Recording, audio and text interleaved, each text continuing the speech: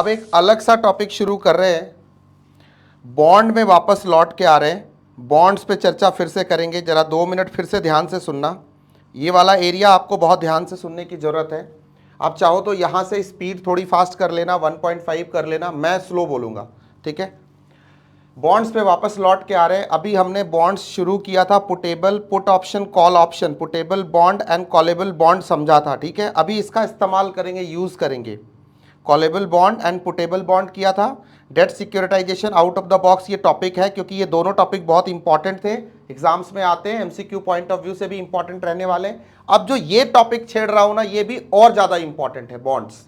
तो इधर बाजू में लिख लेना वेरी वेरी हॉट। तो जो सबसे इंपॉर्टेंट वाले होंगे पहले उनको कवर कर रहा हूं, बॉन्ड्स। ऐसे सोचो, बॉन्ड्स के बारे में किसी को कोई डाउट नहीं है, किसे बोलते हैं, क्या बोलते हैं, क्यों बोलते हैं। ये कंपनी है से, ये इंडियन कंपनी है, क्या नाम रखूं मैं, रिलायंस इंफ्रा, कोई भी, Reliance infrastructure, Reliance infra Indian company है।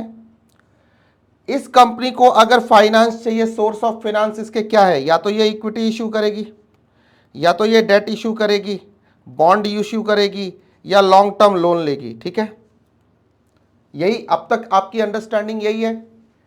अगर मान लो ये कंपनी, ध्यान से सुनना, जैसे जैसे मैं बातें कर रहा हूं आप वैसे वैसे जरा अपने को दिमाग को क्लियर करना। पहले समझो, पहले ना आप क्यों कंपनी को सामने रख के मैं बात करता हूं, पहले ये समझो दिमाग में कि चल क्या रहा है, पहले उसकी अंडरस्टैंडिंग डेवलप कर लो, फिर लिटरेचर पे जाएंगे। लिटरेचर चिपकेगा, क्योंकि एक ही लाइन है, वो एक लाइन पकड़नी है आपको, और आपको वो चीज याद रहेगी। वो बहुत वैरायटी ऑफ बॉन्ड्स आएंगे, तो आपको ना जमेगा ही नहीं, आपको उसकी मीनिंग से ना उसको वो पकड़ना है, कैच करना पड़ेगा, नहीं तो आप कंफ्यूज हो जाओगे, किसी में किसी का और किसी में किसी का लिख दोगे, कहीं का कंकड़ कहीं का पत्थर जोड़ के आप मंदिर और मस्जिद बनाने की कोशिश करोगे, जो ठीक नहीं होएगा।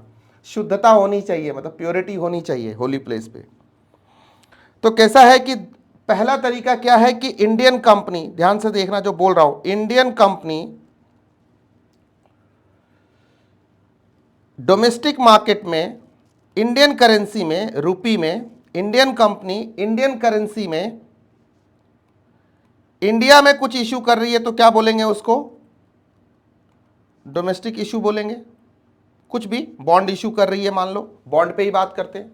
इंडियन कंपनी इंडियन करेंसी में इंडिया के अंदर अगर बॉन्ड इशू कर रही है, गवर्नमेंट कर रही है, बैंक कर रही है, कोई कंपनी कर रही है, रिलायंस इंफ्रा कर रही है, तो क्या बोलेंगे, डोमेस्टिक इशू है।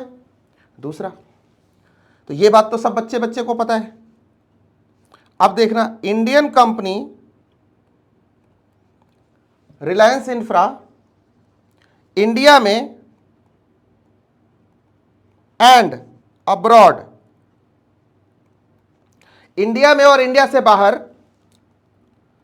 रुपी में इश्यू कर रही है, रुपी में ही इश्यू कर रही है, चाहे इक्विटी इश्यू करे, डेट इश्यू करे, बॉन्ड इश्यू करे, whatever, here we are talking about bond, तो इसे क्या बोलेंगे, ग्लोबल इश्यू बोलेंगे।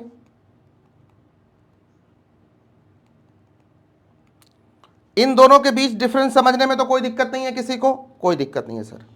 अब ध्यान से देखना, रिलायंस इंफ्रा, रिलायंस इंफ्रा, अब बात बदल रहा हूं, इंडिया से बाहर, आउटसाइड इंडिया,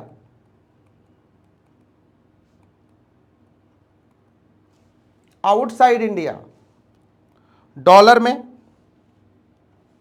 या येन में या किसी अदर करेंसी में, पाउंड में, रूबल में, ठीक है, टाका में, अलग अलग फॉरेन करेंसी में, फॉरेन करेंसी में, ध्यान से देखना वर्ड यूज कर रहा हूं, फॉरेन करेंसी में, फॉरेन करेंसी में, कोई भी अपने देश को छोड़ के, इंडिया की करेंसी को छोड़ के किसी भी दूसरी करेंसी में इशू करने जा रही है। मकसद क्या होगा सोच के देखो, फॉरेन एक्सचेंज के बेसिस पे कुछ बेहतर कमाना। डॉलर में लेके आएंगे, डॉलर चाहिए, डॉलर में चाहिए पैसा, येन में चाहिए, रूबल में चाहिए, नहीं येन में चाहिए, टाका में चाहिए, मतलब अलग अलग कंट्री के अलग अलग दुनिया की जो अलग अलग करेंसी है उससे फॉरेन एक्सचेंज कलेक्ट करने का मुद्दा है। उसमें हमें शेयर इशू, बॉन्ड्स इशू करने हैं। फॉरेन कंट्री, फॉरेन करेंसी को आउटसाइड इंडिया जब हम इशू करते हैं तो इसे क्या बोलते हैं, इसे क्या बोलते हैं, इसे क्या बोलते हैं, euro bond.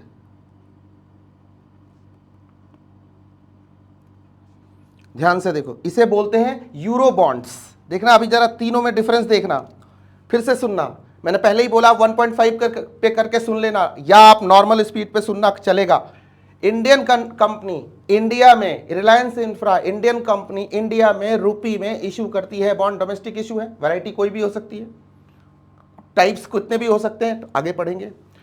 Indian company India में और ग्लोबली रुपी में इशू करती है बॉन्ड, ग्लोबल इशू कहलाएगा।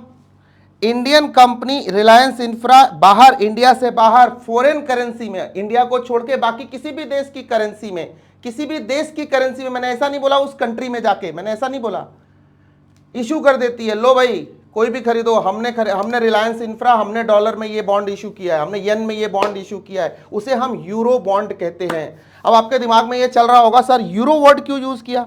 यूरो का मतलब तो यूरोपियन यूनियन का यूरो, ब्रिटेन का पाउंड, कुछ ऐसा सेंस कर रहा है? नहीं, यूरो का मतलब ही होता है, यूरो का मतलब ही होता है फॉरेन करेंसी में इशू किया हुआ बॉन्ड, बस इतनी सी बात है। यूरो का मतलब यूरोपियन से कोई लेना देना नहीं है। सर इस बॉन्ड के पीछे लेकिन यूरो वर्ड आया कैसे? ये यूरो वर्ड आया कैसे? ये यूरो वर्ड आया कैसे? ध्यान से सुनो, इसके पीछे की भी एक ओरिजिनेटिंग स्टोरी है। एक लाइन में बोलता हूं, ज्यादा लंबा नहीं खींचूंगा। वर्ल्ड वॉर टू के बाद, वर्ल्ड वॉर टू के बाद पूरा यूरोप एकदम लड़ाई झगड़े से ध्वस्त हो चुका था। जर्मनी से लेकर, फ्रांस से लेकर के, इटली से लेकर के, स्पेन, ग्रेट ब्रिटेन, सब एकदम टुकड़े टुकड़े एकदम गैंग हो चुके थे, बिल्कुल बिखर चुके थे। उस टाइम में पूरे यूरोपियन यूनियन और रिसेशन था, और वहाँ पे बहुत सारा पूरा एकदम से इंडस्ट्री वगैरह सब चौपट हो चुकी थी। तो वहाँ अमेरिका ने क्या किया, उनको रीसेटल करने के लिए, वहाँ पे पूरा एक बार फिर से इकोनॉमी को रीसेटल करने के लिए, रिहैबिलिटेट करने के लिए, ऐसे बोलो, पुनर्वास करने के लिए उनका वहाँ ला करके ना पैसे लगाने शुरू किए। और उसके लिए थोड़ा सा इकोनॉमी को स्ट्रेंथन करने के लिए यूरो डॉलर, मतलब यूरो डॉलर यूज करना शुरू किया। यूरोपियन कंट्रीज को वो करने के लिए, तो उसी से वो प्रचलन आया, उसी से ये वर्ड, मतलब अमेरिका, चूंकि फाइनेंस का गढ़ है अमेरिका, फाइनेंस का सेंटर पॉइंट है पूरी दुनिया का अमेरिका, सारी टर्मिनोलॉजी ऑलमोस्ट फाइनेंस की वहीं से पैदा होती है। तो वो यूरो डॉलर्स जो उसने यूज किया ना, तो उसी से निकला यूरो बॉन्ड। मतलब कंट्री से बाहर, वहां की करेंसी में, कोई भी दूसरी देश की करेंसी में, कोई भी दूसरे देश की करेंसी जब अपनी कंट्री से बाहर उसको चलन में लेके आए, तो उसको यूरो डॉलर बॉन्ड बोला। तो वहीं से नाम आ गया यूरो। यूरो को यूरो से कोई लेना देना नहीं है, यूरोप से लेना देना नहीं है। यूरो का सीधा मतलब है कि भाई ये दूसरी कंट्री, आउटसाइड कंट्री, इसका मतलब है outside currency, outside country, outside currency, इतनी सी बात है। और ये किसी भी करेंसी में ग्लोबली इशू किया हुआ, ग्लोबली। मैंने ऐसा तो नहीं बोला कि येन ले जाके जापान में बेच रहे, येन इशू किया और जापान में जाके बोला, ऐसा तो नहीं बोला मैंने। ऐसा तो बोला नहीं कि डॉलर आउटसाइड इंडिया, डॉलर में हमने बॉन्ड इशू किया और अमेरिका में जाके इशू किया, ऐसा तो नहीं बोला। मैंने कहा डॉलर में किया, मुझे डॉलर चाहिए, डॉलर चाहिए, डॉलर चाहिए, डॉलर में मुझे लोन चाहिए, बॉन्ड इशू किया, और दुनिया में किसी को भी बोल दिया कोई भी डॉलर में ले सकता है भाई, that is euro issue, euro bond. ठीक है, ये भी क्लियर हो गया। अब देखो, अब रिलायंस इंफ्रा चौथा ऑप्शन अपना यूज करती है। जैसे कि केबीसी में ऑप्शन होते हैं ना बहुत सारे, ऑप्शन 1 फोन अ फ्रेंड, फिर उसके बाद 50-50, ठीक है, फिर उसके बाद एक्सपर्ट की राय लें, और फिर उसके बाद ओम त्रिवेदी के पास आए, मतलब इस तरह से बहुत सारे राय लेते हैं वो। तो चौथा ऑप्शन देखना ध्यान से, अब सुनना। इंडियन कंपनी आउटसाइड इंडिया, मतलब abroad, in a particular country,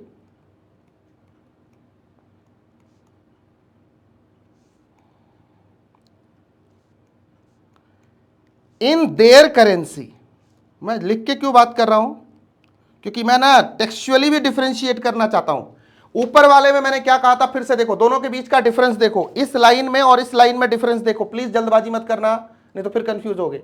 outside India foreign currency में इशू कर डाला, बात खत्म, यूरो इशू बोला, यूरो डॉलर बॉन्ड, यूरो। अब देखो यहां पे अगर बोलना हो तो कैसे बोलेंगे, यूरो डॉलर, यूरो येन, यूरो पाउंड, यूरो रूबल, और यूरो का यूरो हो, यूरो में ही यूरो इश्यू किया हो तो क्या बोलेंगे, EURO, यूरो, यूरो बॉन्ड्स, बोलो यस और नो, यूरो डॉलर। सबके पहले यूरो लग जाएगा, EURO, यूरो, यूरो, सबके पहले यूरो लग जाएगा, that is called euro bond. समझ में आ गई बात? ग्लोबली इशू कर दिया इंडिया से बाहर जाके इंडियन कंपनी ने। अभी इसी रेफरेंस से बात करना, सर दूसरे देश भी इशू करते हैं यूरो बॉन्ड? यस करते हैं ना। येन वाला अपनी कंट्री से बाहर रुपी में इशू कर देगा ग्लोबली, तो यूरो रुपी हो जाएगा। इंडिया वाला यूरो रुपी नहीं इशू कर सकता, लेकिन जापान वाला तो कर सकता है, चाइना वाला तो कर सकता है, यूके वाला तो कर सकता है ना, वो कर देगा। अब ध्यान से देखो, इंडियन कंपनी आउटसाइड इंडिया या कोई भी कंट्री आउटसाइड देयर कंट्री, जब भी मैं ऐसा बोल रहा हूं, मैं इंडिया के रेफरेंस से बात कर रहा हूं, आपको बस वहां पे कोई भी country outside their country in a particular country, जैसे आप एग्जांपल ले लो, चलो रिलायंस इंफ्रा गई यूएस के अंदर और यूएस में चलता है डॉलर, तो यूएस में डॉलर में जाके बॉन्ड इशू किया,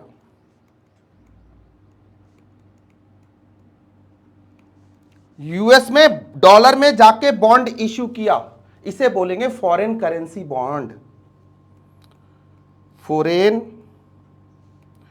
करेंसी बॉन्ड। तो आपको यूरो और फॉरेन करेंसी के बीच का डिफरेंस समझ में आया क्या? पहले यही समझाना चाहता था मैं, बुक में चला जाता तो ये बात आपको कभी भी लाइफ में समझ में नहीं आती। तो ये 4 पॉइंट से आपको समझना है, ये चारों बातों को समझना है। फिर से रिपीट कर रहा हूं इसमें, क्योंकि अब आधा से ज्यादा जो बचा हुआ पोर्शन है वो इसी के आजू बाजू खत्म हो जाना है। मेन बात जहां से सवाल आते हैं और यहां से एमसीक्यू आ सकते हैं, इसीलिए मैं इसको एलेबोरेटली डिस्कस कर रहा हूं। इंडियन कंपनी इंडिया में रुपी में इशू करती है, डोमेस्टिक बोलेंगे उसको, domestic issue. Indian company India से बाहर इंडियन रुपी में ही इशू करती है, ग्लोबल इशू बोल देंगे, सिंपल। इन इंडियन रुपी, रुपया ही आएगा उसमें, ठीक है। दूसरा, आउटसाइड इंडिया हम कोई भी दूसरे देश की करेंसी में इशू कर देते हैं फॉरेन एक्सचेंज मंगाने के लिए, उधार में वही आए, बॉन्ड के फेवर में, बॉन्ड के अगेंस्ट वही कैश फ्लो, तो उसे हमने यूरो इशू कर दिया। यूरो इशू कितने टाइप, अच्छा इसमें कोई स्पेसिफिक कंट्री में जाके करते हैं? बिल्कुल नहीं करते। इसमें क्या है, यूरो डॉलर, यूरो येन, यूरो रूबल, यूरो कुछ भी, मतलब कोई भी दूसरी कंट्री का टाका, बांग्लादेश का, यूरो पाउंड, कुछ भी हो सकता है, यूरो इशू बोलेंगे, यूरो बॉन्ड बोलेंगे, इतनी सी डेफिनेशन है उसकी। बाकी कन्वर्टिबल, नॉन कन्वर्टिबल, वो सब जुड़ते रहेंगे, उसकी टेंशन नहीं लेनी है आपको, वो डेफिनेशन आपको आती है, ठीक है। मेन इशू यही है। दूसरा, Indian company outside India in a particular country, अब घुस गए किसी देश के अंदर, बोले अमेरिका तेरे घुस के मारूंगा तेरे अंदर आके, वहीं पे लगाऊंगा तेरी लंका, तो वहां पे क्या किया हमने, डॉलर में इशू कर दिया। हमने इस बॉन्ड को क्या बोला, फॉरेन करेंसी बॉन्ड बोला। इसके सर बड़े सारे फॉर्मेट है, जैसे मान लो इंडियन कंपनी रिलायंस इंफ्रा, अब देखना इंस्टेंस, इंस्टेंस रिलायंस इंफ्रा, बहुत ही सिंपल बात है, बच्चे कंफ्यूज आते हैं ना, इसलिए थोड़ा आराम से बोल रहा हूं। Reliance Infra going to Japan गया, जापान में जाके इसने इशू किया क्या, फॉरेन करेंसी बॉन्ड।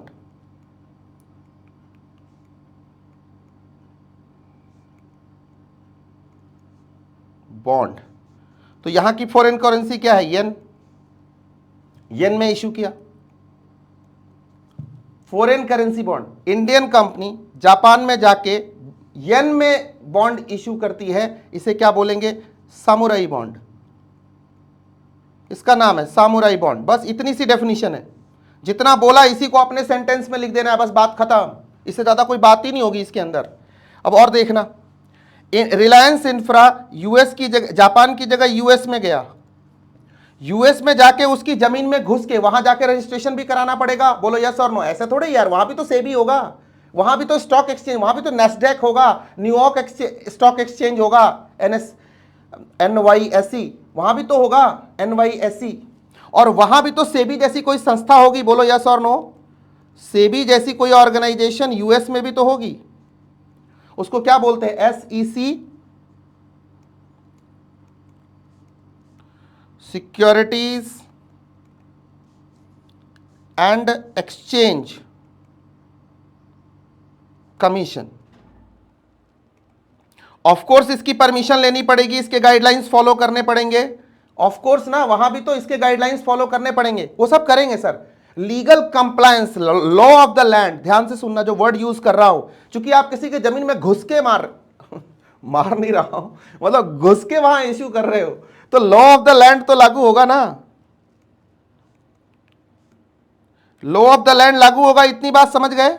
उस कंट्री के अपने, ध्यान से सुनना, उस कंपनी के अपने इंस्टीट्यूशनल एट्रीब्यूट्स होंगे। ये क्या है, जैसे security exchange commission of USA, ये क्या है, एसईसी यूएसए, जैसे हमारे यहां सेबी है इंडिया में, ऐसे उसका जो रेगुलेटर है वॉच डॉग, उसको वो कौन है वहां पे, सेबी, वहां का सेबी कौन है, एसईसी है। तो वो तो बोलेगा ना कि भाई हमारे यहां के जो भी लीगल कंप्लायंस है, law of the land, compliance करना पड़ेगा, कंप्लायंस करना पड़ेगा। वहां के अपने, ध्यान से सुनना, वर्ड यूज कर रहा हूं इंस्टीट्यूशनल, कहीं दिख जाए तुम्हें लिटरेचर में तो घबराना नहीं, इंस्टीट्यूशनल एट्रीब्यूट्स, तेजी से लिख रहा हूं। इंस्टीट्यूशनल एट्रीब्यूट्स का मतलब होता है, जैसे इंडिया में सारे बच्चे ध्यान से सुनेंगे, एकदम आप टेक्निकल बातें आराम से समझ रहे हो। इंडिया में हमारे यहाँ एएस होता था, अभी इसका इंड एएस है। वैसे ही वहां पे क्या है, आईएफआरएस है, तो वहां पे क्या है, वहां पे यूएस गैप्स हैं, है ना, यूएस गैप फॉलो करना पड़ता है। इसी को बोलते हैं वहां का इंस्टीट्यूशनल एट्रीब्यूट, उसके गाइडलाइंस हैं, generally accepted auditing accounting practices, sorry, US के। तो उसको फॉलो करते हुए, एसईसी की गाइडलाइंस को मानते हुए आप अमेरिका में जाकर के अपना फॉरेन करेंसी बॉन्ड इशू करते हो, यूएस की धरती पे घुस के मारने की बात करते हो फाइनेंशियली, तो कहते हो क्या कि डॉलर में इशू करना पड़ेगा, एसईसी की परमिशन चाहिए, कंप्लायंस आपको करना पड़ेगा, वहां भी क्रेडिट रेटिंग एजेंसी होगी, सारे बच्चे ये सब कॉमन बातें हैं, क्रेडिट रेटिंग एजेंसी होगी, उसका आपको अप्रूवल चाहिए होगा, उसका सब दिखाना पड़ेगा, कंप्लायंस में तो सारी बातें आएंगी, यूएस गैप को फॉलो करना पड़ेगा, ठीक है। और वहां जो बॉन्ड अपन इशू करेंगे सामुराई की तरह, अमेरिका जैसे जापान में सामुराई है, वहां पर यंकी होगा, हैंकी पैंकी यंकी बॉन्ड्स, है ना, यंकी बॉन्ड्स, ठीक है। और इसी तरह से मान लो यूके में घुस के मारना हो, ऐसे याद रहेगा इसलिए बोल रहा हूं मैं, किसी को लड़ाई झगड़े की बात नहीं समझा रहा। यूके में घुस के मारना है तो वहां पे क्या करना पड़ेगा, वहां पाउंड में इशू करोगे। यूरोपियन यूनियन में किसी दूसरे कंट्री में, जर्मनी में, वहां के करेंसी में इशू करोगे, ठीक है, तो पाउंड में इशू करोगे, तो इसे बोलेंगे हम, इसे बोलेंगे बुलडॉग बॉन्ड, बुलडॉग बॉन्ड्स। ऐसे ही सर शायद स्पेन में मेटाडोर बॉन्ड्स होते हैं, स्पेन में मेटाडोर बॉन्ड्स होते हैं, हमें पढ़ना नहीं है, वैसे बता रहा हूं एग्जांपल। और भी बड़े सारे हैं, अलग अलग कंट्री में अलग अलग नाम से जाने जाते हैं। तो अभी समझ में आ गया आपको फॉरेन करेंसी बॉन्ड किसे बोलते हैं और यूरो बॉन्ड किसे बोलते हैं। यूरो बॉन्ड में क्या है, कुत्ता छोड़ दिया जमीन, मतलब पाला और छोड़ दिया उसको, जा बेटा, इंडियन कंपनी थी, गई बाहर, किसी भी करेंसी को पकड़ा जिसका एक्सचेंज चाहिए था, उस करेंसी में बॉन्ड इशू कर डाला, खत्म कहानी, जा लाओ भाई, येन लाओ सारे, अब कलेक्शन मोड में आ गए, डॉलर लाओ भाई सारे कलेक्शन मोड में आ गए, रूबल लाओ भाई, आ गए, कोई बात नहीं, यूरो, पाउंड लाओ भाई, पाउंड में आ गए। सर ये यूरो बॉन्ड है, लेकिन अब इस करेंसी को, इसी करेंसी में, अच्छा इसमें किसी लॉ ऑफ द लैंड को लागू नहीं होगा, इसमें तो भाई किसी भी लॉ ऑफ द लैंड के हम बंधे हुए नहीं है ना, कोई दुनिया में ले ले, कोई ले ले, हमने सबके लिए इशू किया है, येन हमने सबके लिए इशू किया है, कोई भी कंपनी खरीद ले, कोई भी बंदा खरीद ले हमारा बॉन्ड, जो भी लेना चाहे ले सकता है। लेकिन यहां पे तो हम लॉ ऑफ द लैंड में घुस गए ना, तो बोलेगा बेटा हमारी जमीन के अपने उसूल है, लॉ ऑफ द लैंड आपको और हमारे इंस्टीट्यूशनल एट्रीब्यूट्स आपको फॉलो करने पड़ेंगे। This is called as foreign currency bond, this is the difference between euro and foreign currency. बोलो क्लियर हुआ कि नहीं, क्लियर हुआ कि नहीं। सर इसकी समरी ठीक से लिखा दो, ठीक से लिखा दो इसकी समरी, या इतने से काम चल जाएगा। सर एक बार लिख ही लो, आ जाओ, इसको समराइज कर देता हूं फटाफट, 2 मिनट लगाऊंगा, ज्यादा नहीं। यूरो बॉन्ड्स ऐसे समझो, 2 पार्ट में ले लेते हैं इसको। यूरो बॉन्ड्स, इंडियन कंपनी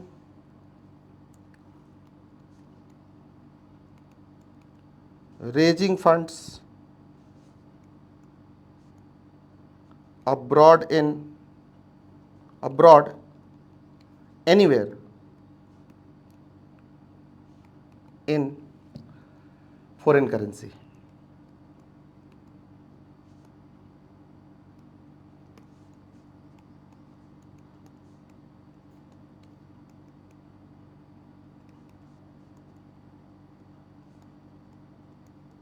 दिनार में,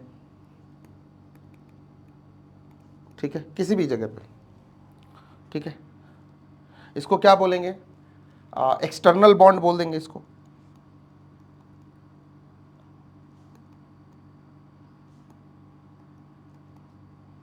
आउटसाइड इंडिया, है ना, इंडिया के रेफरेंस से बात कर रहा हूं। Example euro bond,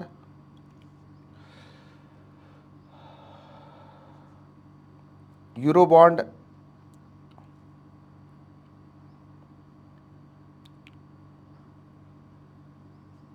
yen, euro bond dollar, euro bond euro, euro bond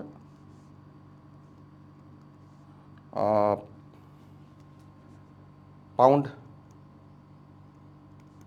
etcetera. एक और छोटी सी बात, such bonds operate outside the jurisdiction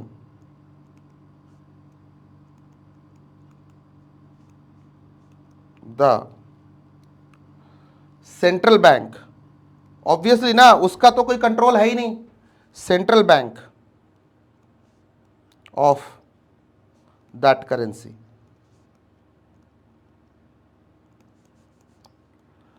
मतलब येन जापान में नहीं है, उसकी टेरिटरी से बाहर, ठीक है, उसका कंट्रोल नहीं है। अमेरिकन इंडियन कंपनी को चाहिए येन, उसने इशू कर दिया उससे बाहर, ठीक है। जापानीज कंपनी ने येन इशू किया बाहर, कंट्री से बाहर, येन में, ठीक है, यस। अब foreign currency bond,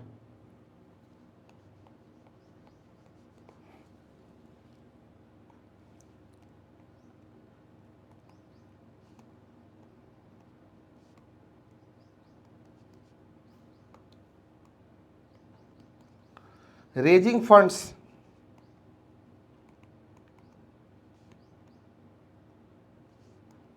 abroad in a specific country,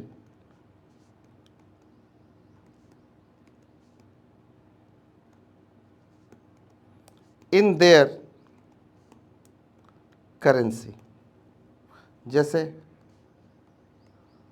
yen in Japan, ठीक है। एग्जाम्पल्स ऊपर दिए, एग्जाम्पल्स अबव। यूरो बॉन्ड्स के केस में क्या होता है कि जो येन है ना, वो जापान से बाहर, जापान में नहीं, जापान से बाहर इशू होगा, तो सेंट्रल बैंक का जो वहां पे रोल है वो नहीं रह जाएगा। रुपी होगा ना, यूरो रुपी भी हो सकता है, लेकिन इंडिया में इशू नहीं होगा, वो यूरो रुपी इंडिया में इशू नहीं होगा, इंडिया से बाहर, तो आरबीआई का यहां पे कोई उसके ऊपर कंट्रोल नहीं रहेगा। तो एग्जाम्पल में तो मुझे वो भी लिखना चाहिए था, यूरो रुपी, ऐसा भी लिखना चाहिए था। So this is called as foreign, this is the difference between foreign currency bond and euro bond, ठीक है। अभी ध्यान से सुनो, पहले इसको नोट कर लो, सारी चीज़ें नोट कर लो। यहाँ से शुरू किया था, ये पेज जो भी आपको नोट करना है, नहीं करना है कोई बात नहीं, समझ गए तो अच्छी बात है। ये पॉज कीजिए, नोट कीजिए, मेरी जिम्मेदारी है आपको नोट करा देना। एक, फिर दूसरा पेज 2, एंड फिर तीसरा पेज फुल पेज 3, ठीक है। एक बेसिक डिफरेंस दे दिया, एग्जाम्पल्स दे दिया। I think this is clear to you.